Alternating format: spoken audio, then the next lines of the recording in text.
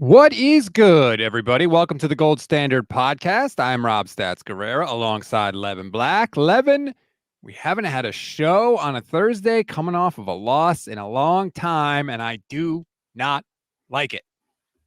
Yeah, fuck this shit. Just started off right away. It's not fun. I just drove all day yesterday. I'm still sick.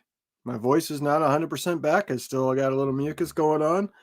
And we're coming off a bye or a loss that was embarrassing. So, yeah, I'm in an awesome mood today. Let me tell you. Yeah, as opposed to all the other shows when you're super cheery and upbeat. There's a reason we call you the human wet blanket. We'll get to what happened in the Ravens game, what the Niners have said this week about the loss, and of course, what needs to change going forward against the Commanders this week. But before we get to all of that, I just want to take a second and say thank you to our new YouTube channel partner, Community Tree Service LLC. We are so glad that they have decided to partner up with us, friends of the show, and they do it all. Anything you need done to your yard, they will handle. Tree trimming, land clearing, hazard tree removal, home fire hardening, and debris removal, anywhere from the Central Coast up to the Bay Area. And the best part, estimates are free. So call 831-763-2391 or email estimating@cts831.com now to schedule your appointment. If you mention you're a Niner fan, you will get $200 off your quote. So definitely do that. Don't tell them if you root for another team like the Cowboys or Ravens or Eagles, because they'll charge you $200 extra. So just keep that under your hat. Community Tree Service is licensed by the California State License Board, license number 1100816. Where do you want to start, Levin? Do you want to start with your final thoughts coming out of the Ravens game? Have you had a chance to rewatch it? Did anything change compared to what you thought on the instant reaction show? I have not gotten to rewatch it. I've just been able to watch what other people have taken from it because I've been on the road up until late last night. I don't know. It's one of those games I think you can take whatever you want from it, depending on the angle you want it to come with. You can say, well, it wasn't that bad. They had over 400 yards of offense. They were moving the ball. They just turned it over. You get rid of the turnovers, and they probably win that game. You know, you can spin it that way. But it was also, they couldn't stop Baltimore. Baltimore put up 33 points. They didn't have an answer defensively. And they did turn it over.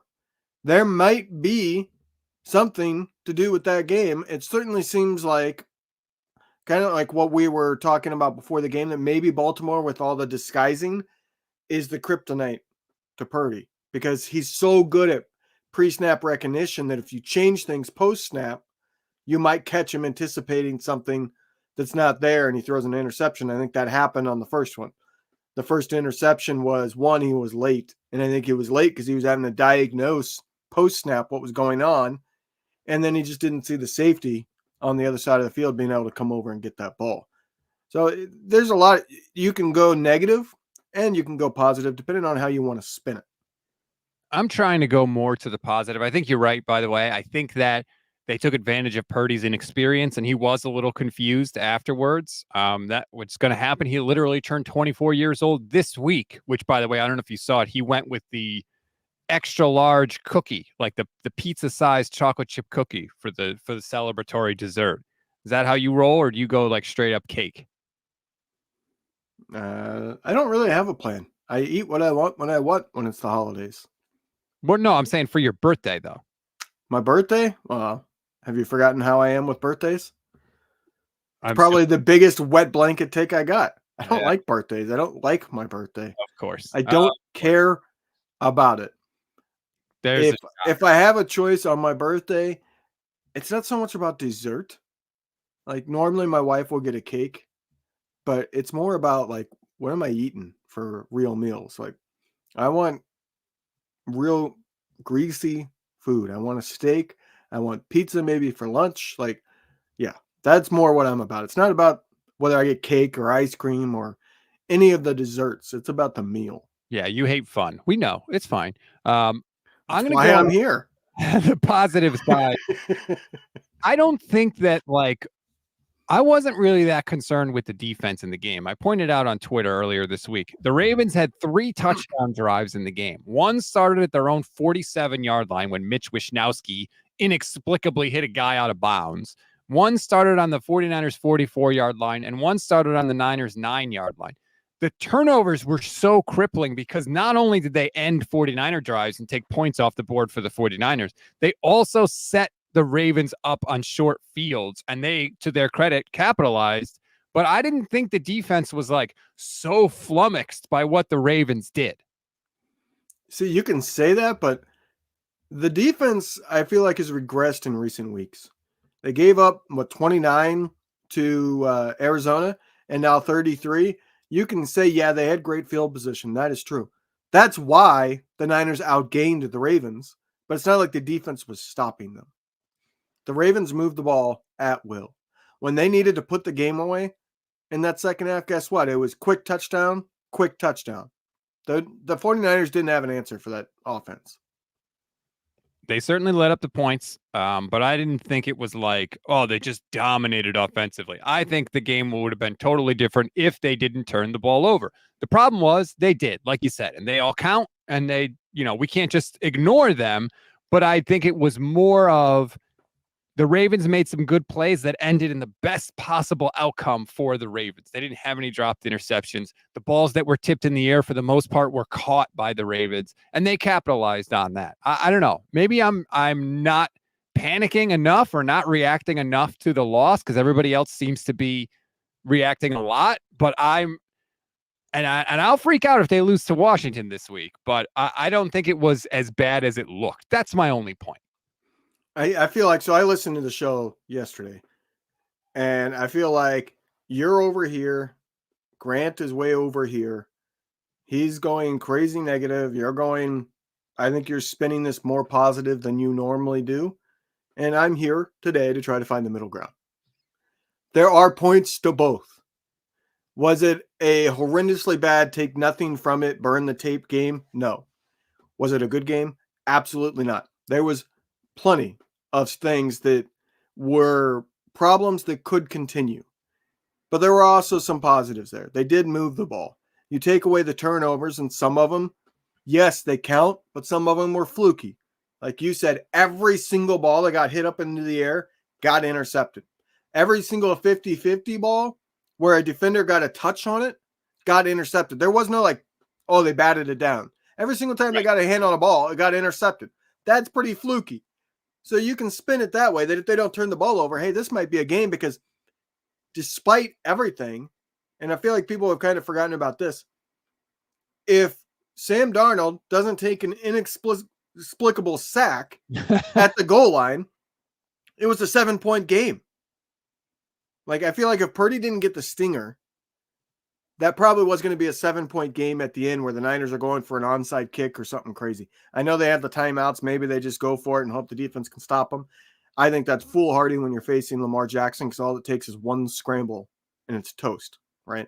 But it was a closer game than it felt like in the moment, and I think that's because we're not used to the Niners getting curb stomped like that. But the Niners kept coming, so it wasn't all negative. They could have had that as a one-possession game if their quarterback wasn't hurt. So I think it's not a burn the tape game. It just wasn't a good game. Right. And I think those two things, like, sometimes we tend to decide one or the other, but like, let's try and find the middle ground. Like you said, JCG 1987 says, I have a feeling the first half will be a lot of dinks and dunks like the Eagles game, but if his confidence, then see a couple deep shots. Oh, build his confidence. Yeah. Sorry, it was a typo there. Build his confidence, and then we'll see shots in the second half. That's one of the things I wanted to talk about as we look ahead to Washington now. What type of game plan do we think we will see from the 49ers? I think people want to see Kyle come out and do nothing but run the ball to the left every time, and that's what we're going to do because we didn't run the ball enough against Baltimore, and we can't risk a turnover, so we're just going to run. I'm telling you now, if that's what you're expecting, I think you're going to be disappointed, because that's not what Kyle does. He looks at the coverage, he looks at where the other team is weak, and he wants to attack that weakness. If that means passing a bunch, he's going to pass a bunch. If that means running a bunch, he's going to run a bunch. he doesn't really care what the 49ers did the week before. That's not how he looks to attack each new defense every single week. It will be interesting because this Commanders defense is terrible to where the Niners can do what they want. You want to come out and run the ball and make it easy on Purdy? You will probably find success and put up 30 points. You want to come out passing the ball and have Purdy throw up 400 yards?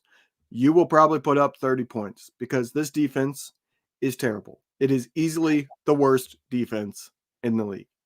Like, it's not even close. They're giving up the most points, over 30 points per game.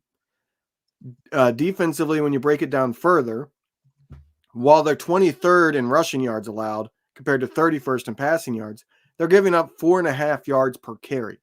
So if you run the ball at that clip, you're going to be able to just continuously run and get first downs because you're getting 4.5 yards per.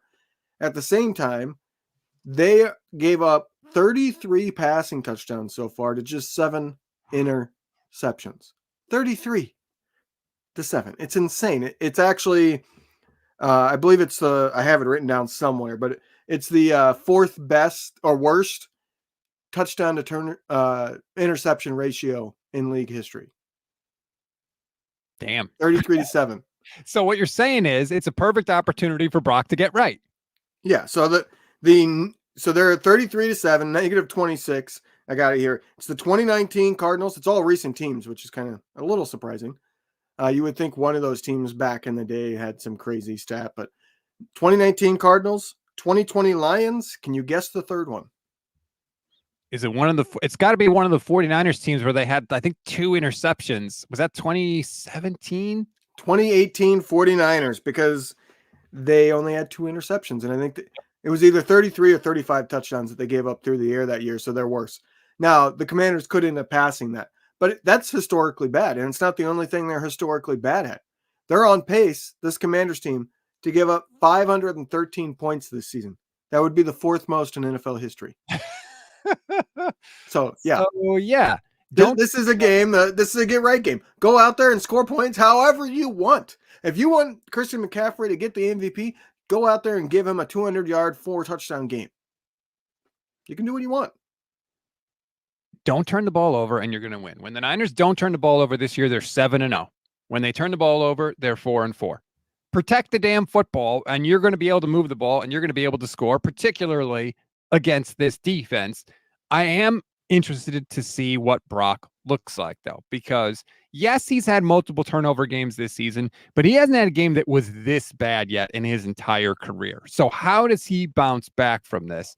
Steve Young was on KMBR. I don't know if you heard this. I thought this was interesting, Levin. Here's Steve Young talking about Brock coming back from adversity. It's actually a great opportunity this week for Brock to now take everyone going, wow, what was that?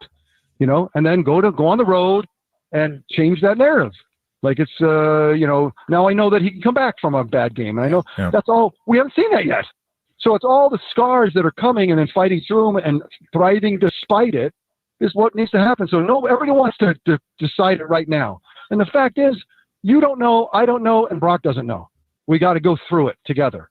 And we'll know it when we see it. Now that sounds pretty interesting, right? Pretty relevant. Well, it's actually from October. That's actually what Steve Young said after they lost to the Browns. But I think it applies this week as well. And I think it applies even more because this is a much worse game for Brock Purdy than he played against the Browns. And so he hasn't had this kind of I feel like everybody in the world pointed at Brock Purdy after Monday night and said, you're the reason why they lost. And he hasn't had that type of game yet. And now he has. And how does he come back from that? Mentally, does he press? Does he force things? Or does he stay within the offense and just distribute the ball like he always has? Or does he get gun shy and get afraid to turn the ball over and pass up open opportunities? We're going to find out. It's the first time I would say Brock Purdy's been knocked down.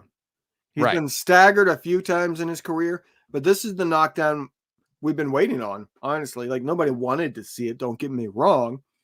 But we've all been waiting because it's going to happen. There's going to be a game at some point in your career, it doesn't matter who you are, that you're just awful. Nothing works. Everything goes against you. How do you come back from it determines whether or not you're going to continue to have an NFL future. I'm not saying Purdy's on this teetering cliff or anything like that. I think it's pretty clear he's going to be the franchise quarterback for a while. But can he get back to the level that he was? Because he was at an historic level. Or does he just become merely good, right? It may be that the Ravens played a lot of zone and they changed coverage post-snap. Like I said, is that his kryptonite? Play zone and change the coverage post-snap so that he can't pre-diagnose. Is he too slow to get through that? Now, that's something that's really difficult for all teams to overcome. That's one of the reasons why the Ravens are really good defensively. Not just this year, but pretty much the whole John Harbaugh era. But especially this year, they've been really good. They do that to all teams. Like, that's the point that I wanted to make coming into today, is that the Ravens didn't come in with a 49ers specific game plan, in my opinion. They came in with the defense they run, and it just so happens that it matches up well against the 49ers.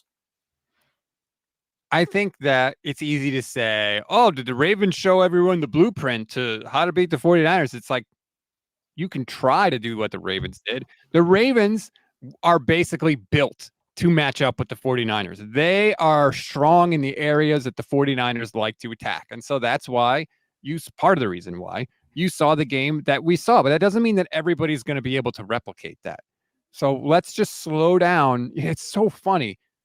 The 49ers were not the ones going around saying we're unbeatable. The sports media did that, right? Pro Football Talk did that. A lot of the national media was like, hey, the 49ers are really good. They're going to get the 1 seed. They're going to the Super Bowl. They're awesome. They're awesome. They're awesome.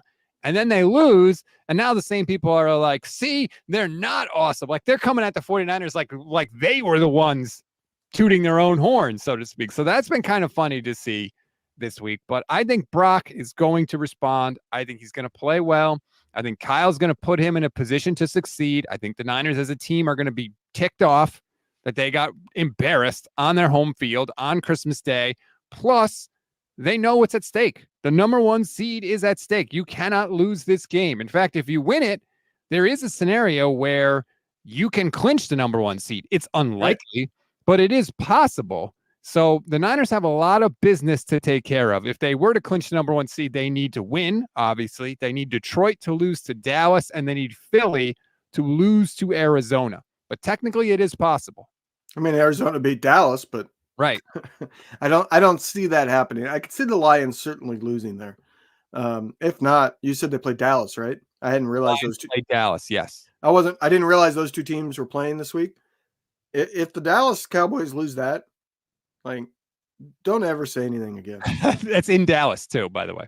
Because that means they've lost to like every major team, right? And some really bad teams. Like, if they lose that game, I saw a headline today that they're talking about an extension for Dak where he'll get paid $55 to $60 million a year. Maybe put that on hold. If you can't beat the great teams, something's wrong here. But that would be an interesting game to watch. I could certainly see Dallas winning that game. I don't really want to say I'm rooting for Dallas again. You're rooting for a Lions tie. No, you're rooting for a tie. Because a tie is the same thing in this scenario. Yeah, I would rather just have the Cowboys win. That game is Saturday, by the way. Saturday, 8:15 p.m. Eastern time. So we'll know the outcome of that before Sunday's games kick off. Clearly, but it is possible for the Niners to get the number 1 seed, which would be incredible. I would love to have the number 1 seed and take all the pressure off of that Rams game. Not that I don't think the Niners can beat the Rams, but Rams are playing well right now, and in a 1-game scenario, anything can happen. But let's just handle your business first and foremost if you're San Francisco. Don't worry about Micah Parsons and what he's tweeting. Don't worry about Cam Newton and Deebo Samuel getting catfished. I was going to say, don't worry about random people pretending to be others. Like, come on, Deebo. Which ruined my whole night last night. I had to do 49ers in 5 3 times last night because of all that crap. Like, I guess I'll just say it. How dumb do you have to be to just take a random text message on the word that they're Cam Newton? With all that weird, Cam Newton-like text, they're going that overboard with it. Maybe you should step back and go, hold on. How do I know this is actually him? Like, jeez. And to go public with it by posting it on social media?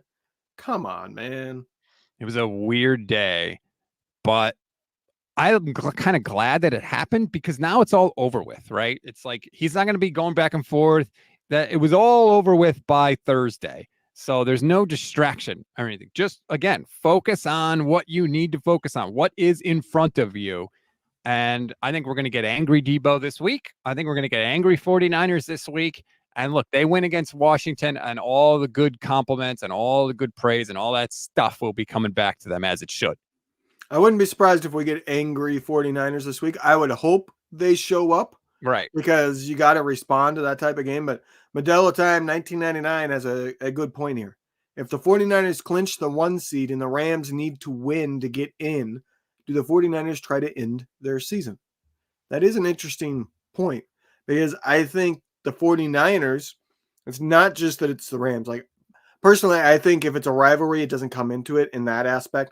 Oh, I'm going to try because it's a rival and I want to knock them out or any of that. But in that scenario, like, the Rams are the wild card team nobody wants to face this year, because they're really hitting their stride at the wrong time. Everything's coming together. They got healthy. Cooper Kupp's there. Puka Nacua is still going off. All of that has kind of all come together in recent weeks with Kyren Williams getting healthy, taking them to a new level. So it would be, to me, more so we want to beat them so that we don't have to worry about them coming in and ending another one of our seasons.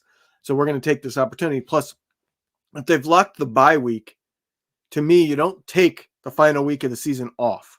You might rest certain people if they're a little banged up and you don't want to risk them getting a more serious injury, but you still play to win the game, because when you, I think, call the dogs off, so to speak, and then you have a bye week, you come out flat in that playoff game. And like I've said this before, I grew up with it. The Colts used to do that every year with Peyton Manning, and every year it bit them. And it took, I can't remember if it was Peyton, somebody, it might have been Dallas Clark, finally came out and was like, we got to stop taking the final week of the season off when we have a bye week to start the playoffs, because that's too hard to snap back into it.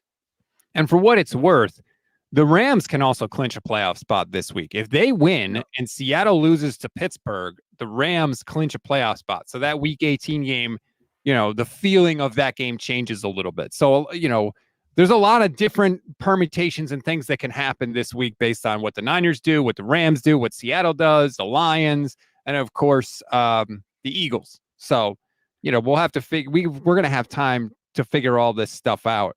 I don't love that the Commanders are going with Jacoby Brissett, because I think Jacoby Brissett is a competent quarterback. I think he's not going to lose the game for them. I think he may not be a superstar, but I wouldn't mind playing a quarterback that can commit 4 or 5 turnovers. And I don't know if Jacoby Brissett's that guy. Jacoby Brissett is like the ultimate backup quarterback. He's not consistent, so you don't want him as a starter. But as the backup, he's one of those rare ones that's capable of coming in. He might be completely terrible, but he has that world beater level that he could hit. He could come in and have a 4-touchdown game as a backup, and that's pretty rare amongst backups. He has the very high and low to him as a backup, so it's a little bit more scary than just facing Sam Howell, who's clearly regressed heavily. It's really weird. Sam Howell, was leading the league in passing yards just, I think, 2 weeks ago. Might be 3, but just 2 weeks ago, I'm pretty sure. He was leading the league in passing yards, and now he's benched. Like, pretty terrible, quick turnaround to him.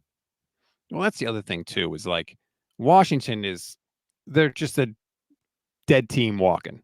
They got a dead duck of a coach, and everybody knows it. Right. Rivera's going to get canned. Rand Carthon may get canned. We don't know. Their quarterback situation is completely up in the air. Clearly, Sam Howell is not someone that they are attached to by any shape, form, or fashion. I'd be shocked if Russ ends up there, because I think that's a franchise, new owner with lots of money. It reeks of a team that's desperate to get some kind of wins. Like, you go get Russ, you're not going to be a Super Bowl contender. But that's one of those teams, like, that's what I was thinking about this week, of who would actually want Russ.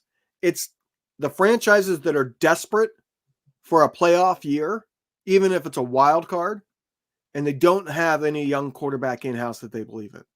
That's who wants Russ, and Washington fits that bill.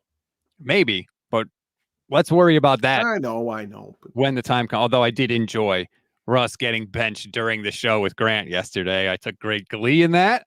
I will always take joy in Russell Wilson's suffering. I just will. defensively, do you expect the 49ers to shut down Washington, or are you, like you said, concerned because of the point totals they've given up the last 2 weeks? They better shut him down. Like, this is going to be a game that I judge a lot of the defense on, because like I said, they have given up points in the last 2 weeks. They gave up 33 and they gave up 29 to Arizona, who's not a good offense. Now you could say, yeah, Arizona got a lot of garbage time points. That's true. Okay. But if they come out and they allow the Commanders to move the ball, they don't have like a dominant defensive game, then I'm going to be raising a red flag that, hey, something is off about this defense. Something got figured out, that they had made a change at the bye week that we all saw, and now it's been figured out and they need to make another adjustment. Keep in mind, this Washington offense has given up 60 sacks. They give up 4 sacks per game. What do we know about this 49ers defense? If you get pressure with 4, there's no scoring on them. You know, they dominate if they can get pressure with 4. Well, this offensive line has given up 60 sacks. By the way, that's twice as many as the 49ers have given up. So if they can do that, this defense should be just fine. If they struggle to get pressure, I'm going to worry about that defensive line, because that's still a little bit of a worry I have, is that against good offensive lines, they just don't seem to be a difference maker, because they don't have the speed guy. They never get sacks fast. It's very rare. Bosa has not been that guy pretty much his whole career. He's one of those guys that if you give him 3 seconds, he's going to have pressure on you. So you're not going to be able to sit back there forever. But can he get fast pressure? I don't think he can. He's just not that kind of guy. They got to start getting some fast pressure from somebody to change things. If they can't do it against the Commanders, they're not going to do it against anybody, because this offensive line is terrible. It is really, really bad. Just one quick correction. Daniel points out, I said Rand Carthon's going to get fired for Washington. He's the GM in Tennessee. I apologize. Martin Mayhew is the person I was thinking of. That's my mistake. Thank you for correcting me, Daniel. But you're right about the pass rush. Like, it hasn't been as spectacular lately. I think the injury to Eric Armstead is a big part of that. He's really good, as much as people like to bang on him sometimes. I think it was Akash had a tweet, which of course now I can't find, because whenever I need to find a tweet, they disappear on me. But without Armstead in the lineup, the pressure rate of this defense is significantly lower. Now, maybe Sebastian Joseph Day helps them.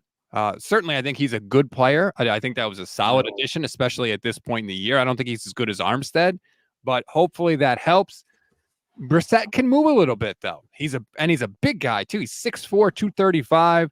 So it's not like, you're not facing a statue back there, but get pressure with your front 4 if you're the 49ers, and generate turnovers, too. They didn't get any turnovers last week. That would have really helped them if they could have mitigated some of what they were doing on offense. If they took the ball away, they never really gotten close to taking the ball, except for that one Trent Williams almost strip on the interception return. That was the closest they came. And that has not been the case with this 49ers defense. Most of the time this year, they have been able to take the ball away from opponents. It might have been a different game if, say, they got a turnover there late in the second quarter or to start the second half. Right. If you take away one of those touchdowns where we talked about an instant reaction, it was not just the offense came out and laid 2 duds of a drive. It was that the defense also said, hey, come score a touchdown in 30 seconds twice in a row. That's right. If one of those was a turnover instead, we might have had a different game that might have gotten things going. But it didn't happen. And that's all there is to it. It's a lot of what ifs for that game, right? Well, if this happened, maybe we get a game. When you're saying that, you got beat pretty soundly. When your answer is, well, if this happens, and right after that, it's not we win the game, but instead, well, maybe it would have been a close game, then you got beat pretty soundly. I want to get to a couple other things before we go. Fred Warner has been doing his podcast all year, and there was a clip that I think Roscoe put out on Twitter yesterday that I took issue with, that people did not like what I had to say about it. I don't know if you saw the tweet. That's surprising.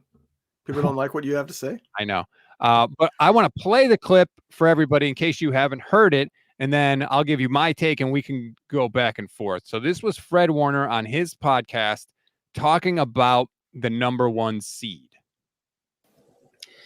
There's all this little hoopla. All the conversations right now are all about the 1 seed, the 1 seed, the 1 seed. Listen, I don't care about the 1 seed if you're not playing good football at the end of the day. Because guess what? Yeah, you have that first round bye, but if you're not playing your best ball after the bye, you can have a first round exit just like that and you're done. This isn't about the 1 seed. This is about winning the grand prize at the end. So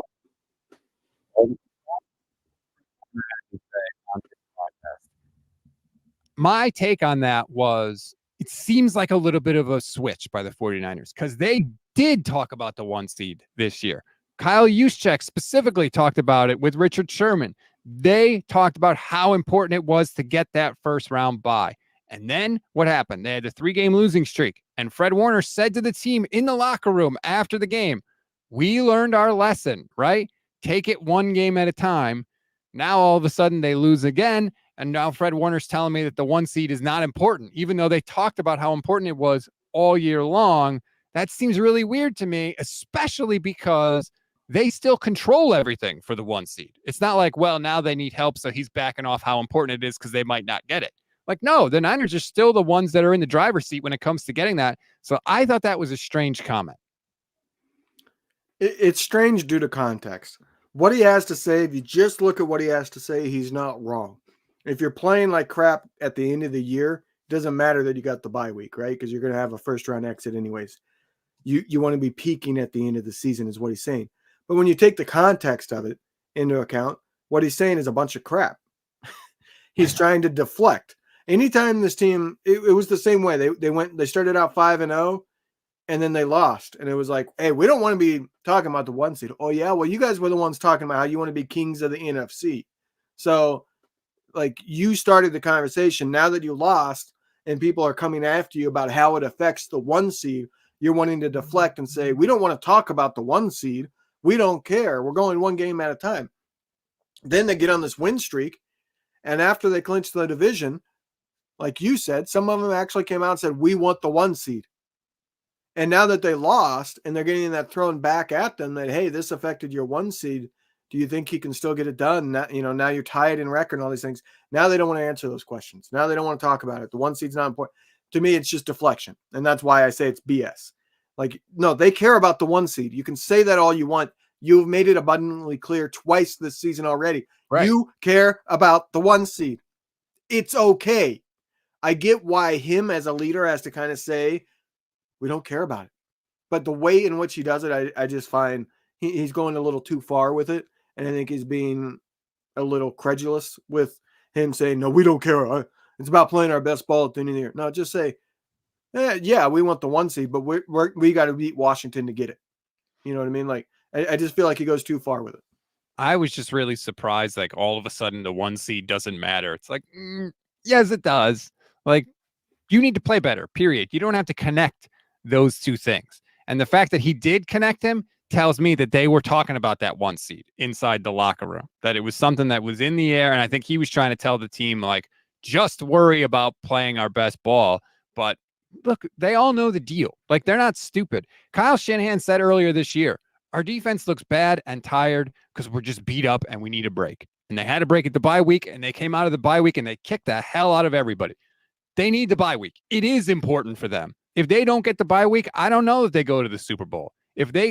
I'll say this. If they get the bye, I'm like, book it. We're going to Vegas. Like, I would feel incredibly confident.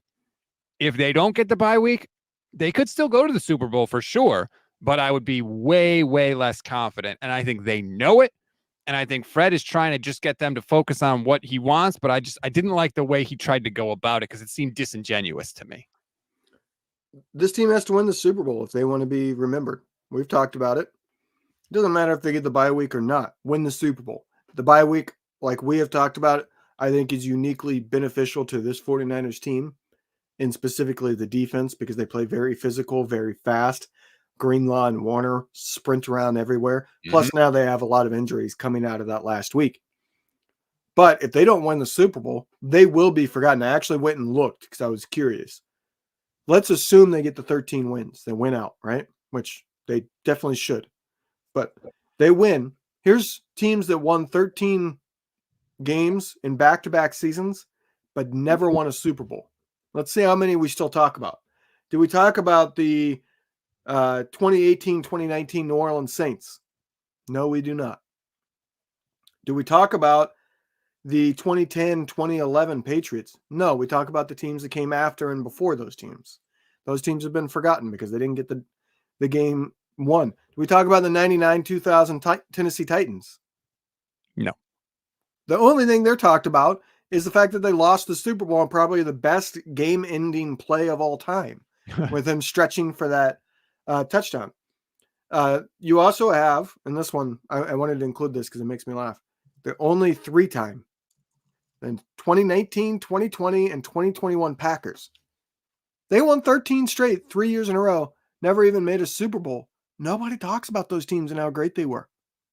You get forgotten. You either win or you are relegated to the dustbin of history. And that's what's on the table. That's the only thing left for the 49ers at this point. And with this kind of core group of people, we'll see if they can do it. The other thing I wanted to get to, Levin, is something that comes up every time the 49ers are losing in the fourth quarter. It came up again this week. Kyle Shanahan, 0-37 when trailing by 8 or more in the fourth quarter. Here's what I don't understand. A lot of people have said, Kurt, former NFL pro, said the 49ers are not built to come from behind. I don't understand that because everybody in the league acknowledges that they can score a touchdown on any play from anywhere.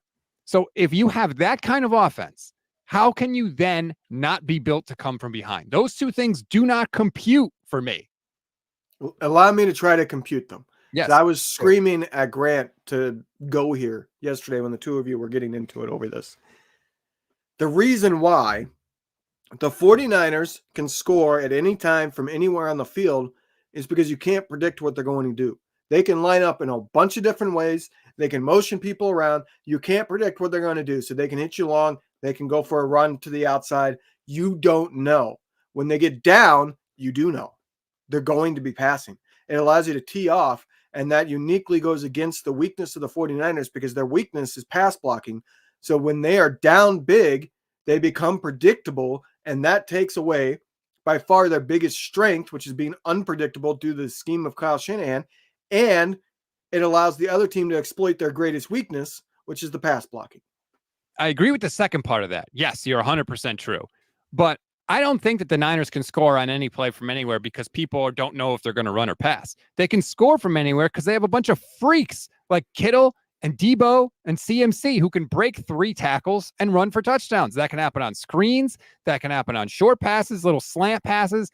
That's not dependent on the. And the reason why that is because there is at least 7 people in the box against the 49ers on every single play. And more so than any other team in the league, there are 8 defenders in the box. When they get down, those defenders are no longer on the field because they can go to nickel and dime packages where you have more DBs, which means you're not going to have guys going wide open and are capable of getting those big, huge plays. That's the big difference. When you get down, the defense changes, and it uniquely goes against what the 49ers are good at on offense. I don't think that every time the 49ers have had a big play, the other team's been in base defense and hasn't been in nickel or hasn't been in dime. I think people are making weight. It's not black and white. There's some gray to this. It's not going to be 100%, but the 49ers offense will be much worse when they are down. Doesn't mean that they can't have a magical play. It means it's much less likely. But down by 8 points, no one is going, oh, the 49ers are going to abandon the run when they're down by 8 points. Like, no, but they do. They do not. When they're down by 1 score, they abandon the run. When they're down by 8+, Kyle Shanahan changes things. Yes. I disagree. I think I need to see some data before I go along with that. Why would you?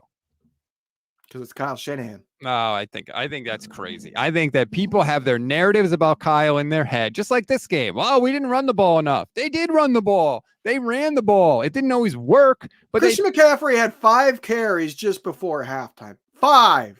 And he was averaging like 8 yards a carry. They had 12 total in the game, and he averaged almost 8 yards a carry? No, they did not commit to the run in this game. They ran the ball 12 times in the first half. They passed it 16. That's wildly out of whack.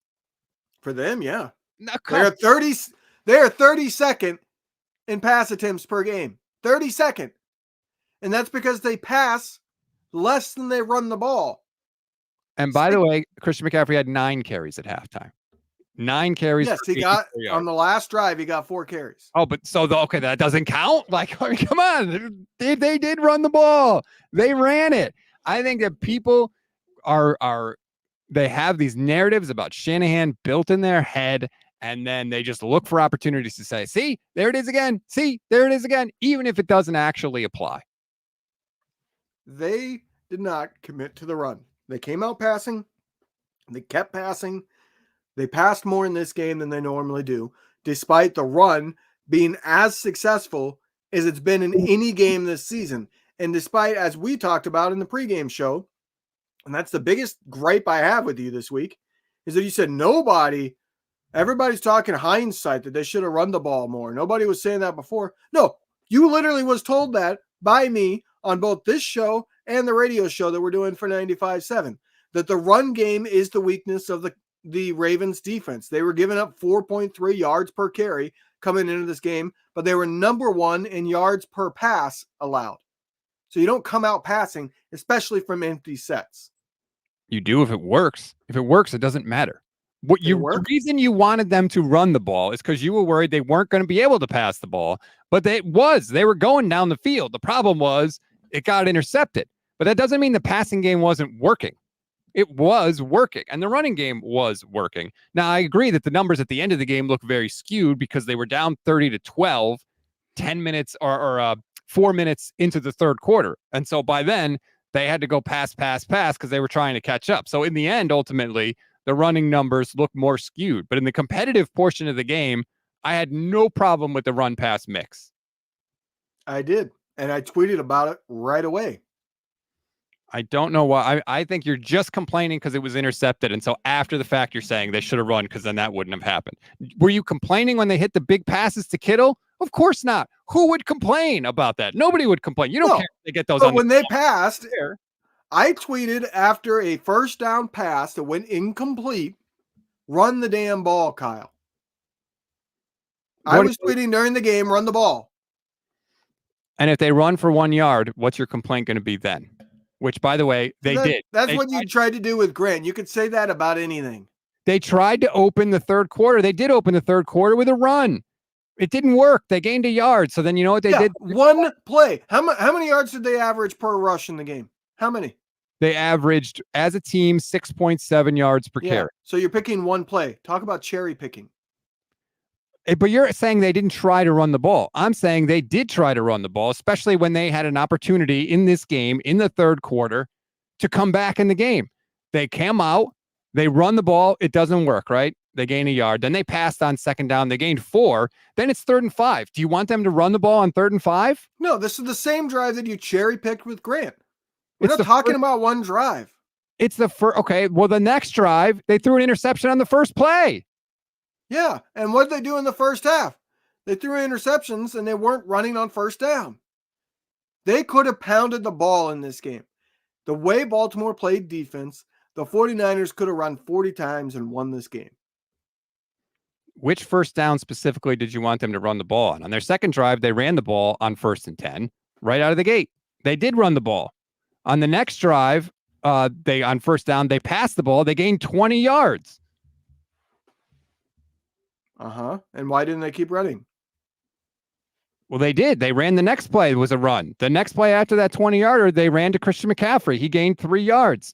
Then they passed it again. They gained 15 yards. And then they passed it again, and Brock was intercepted. I feel like you're cherry picking because every time they're intercepted, you could just say, oh, well, they should have run the ball. It's like, well, if Kyle knew it was going to get intercepted, I'm sure he would have run the ball.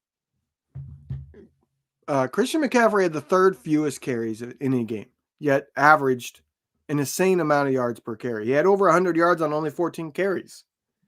Right. He should have been at 14 the end, carries. Got out of whack. They weren't running the ball at the end of the game because they were down by so many points. It wasn't just the end of the game. As you said, they had 16 passes to 12 rushes in the first half. That's about 5 more passes than they normally would in a first half. Normally, it's 17 rushes to 11 passes. It's skewed to the run. Christian McCaffrey leads the league in passing yards in the first half, or in rushing yards in the first half. He has over 65% of his rushing yards in the first half of games. The second half is when they pass because they set it up by running so well. In the first half, the teams have to respect it, and then Purdy destroys them in the third quarter. We talked about that being the formula for this team, and that formula fit with the way the Ravens defense was. What they were weak at and what they were good at fit that model, but they didn't do it. They came out and they tried to pass against the best pass defense in the entire league. And it was working. They were moving right down the field. The problem was not with the game plan. The problem was with the damn quarterback who kept throwing it to the other team. I put it on Brock way more than I put it on Shanahan. Do you have more turnovers when you pass the ball or when you run the ball? When you What's pass, more risky? Yeah. So they should never pass the ball then. No. Why do you have to go to the extreme? This is such a revision. They should have run to set up the pass, not pass to set up the run. But if the pass is working as it was, who cares how they gain the yards? All we want is for them to gain the yards, right? And they were gaining yards. That's indisputable. No. The problem I don't want them to gain yards. I want them to score points. And when you're passing against the best pass defense in the league, you're going to have snake eyes sometimes. They had it a lot in this game. No, acting like they were destined to commit turnovers. Again, I think that's going off of what actually happened. That's revisionist history. I think that people are way too quick to blame Shanahan, especially every time they lose. It's a Shanahan game plan. It's a Shanahan problem. To me, it goes on the quarterback. It goes on 13. Like that first interception. What the hell was he looking? Why does he throw that? Late. Pass? Yeah, he was late. He is sitting right there. Dude, that to me, like, I'm not putting that on Shanahan. Kyle just has to, he has to game plan around his quarterback throwing inexplicably into coverage. Brock hasn't done that this year. That was just a bad freaking play. Yeah, the first interception is 100% on Purdy. After that, you can argue. The screen pass. What did the Ravens say about the screen pass? Did you see that quote? I forget which player said it. It might have been Queen, I think, said it. I'm not 100% sure. But they talked about how when they lined up in a certain way and they motioned the back out, they knew a screen pass was coming. And that's why he jumped to stop the screen, because he knew that's what the play was. That's a predictable offense. That one is 100% on Kyle Shanahan. No, it's not, because yes, it is. If the defense is able to know the exact play that's about to be run, whoever designs that play didn't change it enough. It's become too predictable. Sometimes that happens. Sometimes the defense is able to figure out what you're going to do. They watch. And that's on the play caller when it happens. Just like sometimes there's an interception that's 100% on the quarterback, like the first one. Brock, don't throw an interception on a screen. Either when you see the guy there, throw the ball on the ground, throw it away. He's tried to force it in there. And oh, by the way, the Ravens just happened to have a guy on the other side who was floating in the backfield there to catch the interception too. How many times does a screen pass get intercepted? Almost never. It's the flukiest of all fluke plays, but we're putting it on Shanahan. If I had to give blame to somebody, yeah. I said the interceptions were fluky, but the defender literally knew exactly what was going to happen, and he timed his jump because of it. And they said that in the postgame. That doesn't mean it's guaranteed to be an interception. No, it doesn't mean it's guaranteed to be an interception, but when you're trying to assign blame, who's to blame for that play? It's on the play caller that allowed the defense to know exactly what's coming. The Ravens made a good play. You don't think there's other times in the game where the defense knows what's coming and it doesn't result in a turnover? It was just the Ravens made a good play. Brother Bob says passing is working when passing leads to 4 interceptions. Yeah, when you gain a bunch of yards, yeah, again, I don't put it on the head coach when your quarterback throws into a safety that's literally sitting there with no other receivers on that entire side of the field for him to worry about. Your quarterback, you should expect your quarterback not to try and force that ball in there. I agree that Purdy played bad, but I also think the game plan was not correct. And Kyle Shanahan deserves blame in this game. I think on the list of issues in this game, Kyle Shanahan is way down the list.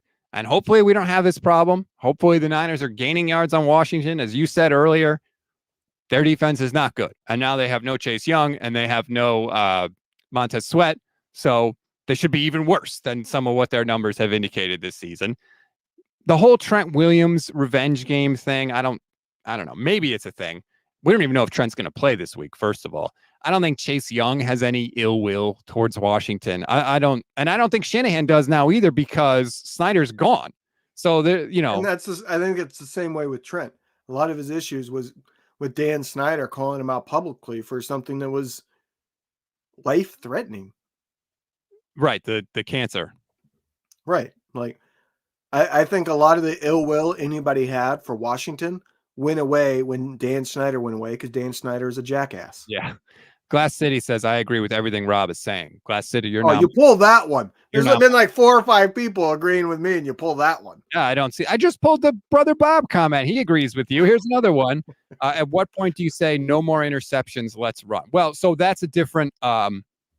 Let's talk about that, right? Because we have seen Kyle take the ball out of a quarterback's hands. He did it with Jimmy Garoppolo in back-to-back playoff. First of all, he did it in Minnesota, and then the next week against Green Bay, he never even let him really throw the ball that much because they only threw 8 times. If your argument is Kyle should have said, screw it, I'm not letting Brock throw it, you can make that argument, but I think it's clear that Kyle trusts Brock more than he's trusted other 49ers quarterbacks because Brock did keep throwing against the Ravens. Yeah, I think after the second one is when I go, all right, I need to change things. After the first one, I don't know that you do, because if you're, hey, you threw 1 interception, I'm taking the ball out of your hands when you're literally the leader of MVP, sends the wrong message, and I don't think it would go over overly well. After the second one, I think you go, all right, my quarterback is off, and the second interception, the defense knew exactly what was coming. We need to change things. The run game is working. We're going to run the ball until they prove they can stop it, and then we'll decide what to do after that based on what they do. You know what I mean? Like, I feel like he should have started changing things after the second one, but he didn't. So after the second interception, the Ravens score. So it's 10-5. Weirdest score ever. Niners get the ball. They start with a run. McCaffrey gains 2 yards. They pass to Debo on the next play for 3 yards. Then it's 3rd and 5. That's not a running down. On that play. Is that the pass that Debo got blown up? No. I can't remember when that was. That was later in the game. They pass to Debo for 3 yards. It's 3rd and 5 at the Niners 30-yard line. And then they have that friggin' play where McCaffrey clips the guy and Brock runs around and throws the ball. And again, it gets tipped up. But that was 3rd down. You're not going to run on that 3rd down. That's a passing down. So they ran 2 plays on the possession to that point. One was a run, one was a pass. That was a 50-50 split. I don't think that was that out of whack. Unfortunately, that was one of the runs that didn't gain a bunch of yards, and so they passed on the next down. Yeah, I can't remember the exact play that Debo had for 3 yards. It shows that they were once again doing the short passing. I think they came out with the thought that if we do short passes to the boundaries, we'll be able to get yak. That's what it seemed like to me. Same with, I talked about in the postgame. I would have loved for somebody to ask Shanahan what he saw in film that told him that if you motion the running back out wide, there's a weakness. Because he did that so many times in this game. JT O'Sullivan, is that you? He kept motioning the running back out of the backfield and putting him out wide. He clearly saw something in film that made him think that would work. But again, I said it post game. To me, what that did is it tipped your hand and allowed the defense to go, all right, here comes a pass.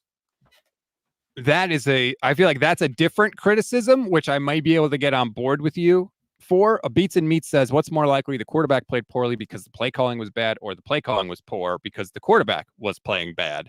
I think when plays go bad, it's easy to blame a specific play call. It's very hard to separate those two things. I think they go hand in hand. If you're watching on the YouTube stream right now, I pulled up Brock's passing chart. Most of his passes are in the middle of the field, but he did have a significant amount outside the numbers on the boundary, on the left side specifically. So they did do some of that, which I think they need to continue to do. They need to continue to throw outside. You can't live on the inside of the field. And for the most part, if you look where his interceptions were, it's generally in the middle of the field where stuff is congested, where there's a lot of people, where a tipped ball is far more likely to get caught by somebody because there's just more people around.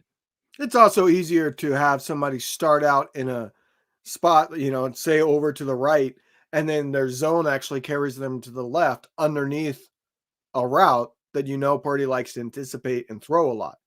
Like, I feel like a lot of defenses are starting to do that moving guys around and changing the zone coverage to something that's a little less orthodox so that they can try to trick Purdy into one of those anticipation throws. And we've talked about that I feel like that's the counter to Purdy. All right, you want to anticipate heavily on your throws over the middle? Okay, we're going to take somebody that lines up in a weird spot but ends up in the middle 2 seconds after the snap. Ryan Alloy says, Stats, you're wrong. See, I put people up who are... You have to. He donated money. I don't have to do anything. Stats, you're wrong. Run the ball with CMC MVP. It worked very well. Throwing the ball against the number one pass defense equals 5 turnovers. This is inarguable. Yes, you know what happened now after the play. So we know they turned the ball over 5 times now. You don't know that in the moment. If you had told Kyle Shanahan on Monday night in the first quarter, hey, if you keep passing, you're going to throw 5 interceptions, I guarantee you he would have run the ball more. But obviously that's not the case. He can't know that at the time. That's my point. No, Kyle would have said, who the hell are you? You don't know anything about football. He listens all the time. What are you talking about? Sure nobody can talk to Kyle Shanahan unless their name is Mike Shanahan. or Chris Sims. Somebody, did you see on Wednesday's show, somebody said that Kyle's calling the game plans like this because he wants to make his father happy. I was like, oh my God, I think we're really diving into an area here that's a little bit frightening. We should touch on the injuries before we go. There's a lot of them. Debo is one of the guys that landed on the injury report, limited with a neck problem. We know about Aaron Banks, who re-aggravated his toe injury. We know about Trent Williams, who, of course, has got a groin. There's a bunch more. Eric Armstead, obviously. Jawan Jennings is still in the protocol. Jalen Moore is in the concussion protocol. And Jair Brown has a knee sprain. That's particularly concerning because the depth at safety is pretty much nothing. Yeah, I saw before we came on that he's been reported as very unlikely to play. Well, that sucks. Yeah, so Logan Ryan. Whether it's Logan. Right. Logan Ryan. Kyle Shanahan literally said this week, hell, it could be anybody that, calls himself a defensive back could be a safety candidate, including John Lynch. He made the joke. So obviously the Niners have some shuffling to do there. That's not great. Certainly not great if that's the case against the Rams, but we can cross that bridge when we get to it. But it seems like the cluster injuries, Levin, safety, offensive line, defensive tackle, if they had just a couple injuries here and there, I think they would not feel it as much as they're feeling it right now. But it's these cluster injuries that are really taking a toll. Can I just be honest and say I'm okay with the injuries as long as it's not the freaking quarterback? Like, give me a season with 17 games of a quarterback, and I'll take whatever other injuries come. Well, that's generally what you do when you have these injuries, is you say, it's more on you, quarterback. It's more on your shoulders. Yeah, things are not perfect, but you are here, and we need you to guide us out of this. Can Brock Purdy do that? I don't know. We'll see. I will point this out. The pass blocking in that game on Monday night was awful and has been awful all year. Even on the good plays, if you go back and specifically watch, there are a lot of plays where dudes are getting shoved into Brock's lap and he's making accurate plays. He's sliding in the pocket to buy time. The pass blocking has been horrendous, and it's only going to get worse if Banks can't go and if Trent Williams can't go and if Jalen Moore, who's not even that great, but if he's out also. If it wasn't for Brock Purdy, this offensive line would be exposed a lot worse. Yes. Like I said, they've only given up 30 sacks on the season, which is top 10 in the league for fewest sacks given up. Part of that is they don't pass much, but a lot of it is Brock Purdy is able to buy time. He's spun out of a lot of sacks. He's been able to sidestep, as you said, or just get the pass off quick enough. This is a season that I feel like if it was Jimmy Garoppolo, even Nick Mullins, certainly CJ Beathard, this would be a 50-plus sack season despite them not passing off. He has made a huge difference on the sacks, and that was what I asked of him right off the bat. When we first saw Brock Purdy come in and the elusiveness that he has, I said, if he can just be Jimmy Garoppolo, but turns one of the sacks a game into a positive play of some sort, that would be enough for this team to be able to win a Super Bowl at some point. And I still think that that's true. If he can just be a Jimmy Garoppolo level passer who turns one of those sacks a game into a positive play, that's enough of a difference. And he's been doing more than that. Intelligent AJ1 says if Purdy has time to throw, he can diagnose the disguise, but our offensive line is trash. That's part of it too. He got sped up a little bit too. I think that because he is a good processor with the ball. I think he can figure that stuff out, but every quarterback needs a little bit of time back there, and he didn't have a ton of it. And I hope that he gets to the point too where if he is confused and the other team is getting pressure, then use your legs. Just take off and run. Like that play on the interception where he scrambled around a bunch and it goes off a Kittle. Like, dude, just try and run and scramble and pick up whatever you can and live to get a few more yards and live to play another day. That is a lesson that he has not learned yet, in my opinion. Yes, I agree. And he talked about that too. Kind of, he has to know when to do that. And he's still learning. He just turned 24, and hopefully he does grow from this. He's got too much Goonies in him, because Goonies never say die. I hate that movie. I hate you. Well, yeah, this we know. Brother Bob is back. He says, after Christian McCaffrey's touchdown, I thought we would focus more on the run. That was an incredible touchdown, which, by the way, thank you, Christian. You won me money because I had Christian. I'm sure he cares. Anytime touchdown in the first half. If you want to argue they should have focused more on the run after that touchdown, I need to go back and look specifically, like, what did they do? So they scored that touchdown. That made it 16-12. Or 13-12, and then they came out in the third quarter. That it snowballed on them so fast in that third quarter. I was almost happy at halftime because I was like, yeah, they've played this bad and they could still come back in this game easily. My thought going into halftime was, they've played this bad, but they get the ball first, they're going to have the lead. Yeah, right. Well, kind of like what we saw with the Eagles, right? -6 yards in the first quarter. And then they had the one touchdown drive and they were in the lead. I thought that was going to be kind of a similar thing. And instead, 4 minutes into the second half, it was over. So that is not something that typically happens to the 49ers too. So I just think there's a lot of reasons to be positive despite getting whooped 33-19. There's some positives to take, is the way I would put it. There are some positives to this game. We'll find out what happens this week against Washington. Want to remind everybody, please rate, review, and follow the Gold Standard Podcast Network. Like and subscribe to our YouTube channel. If you click the bell, you'll be notified every single time we go live, which is every single weekday for you. And of course, after the game, Instant Reaction Podcast. We will be here live on YouTube, on Facebook, on Twitch. Good, bad, or ugly, dissecting the game, what happened. Please come and join us for that. Those are my favorite shows, I think, of the whole year because we have so much to talk about and everybody is so fired up, whether they win or they lose. I absolutely love those shows. Are you going to join us this week? Yes, unless it's an overtime game. Like, I might have to cut out slightly early because I got to go to work. Okay. But the game should be over with plenty of time. It's just if it's like an overtime game, I might only be around 20 minutes and I got to cut out. Well, if they run the ball like you want, the game will be over super fast. So hopefully that happens. We're talking about a Niners win, but please join us for that. Enjoy the rest of your Thursday, everybody. We'll talk to you tomorrow.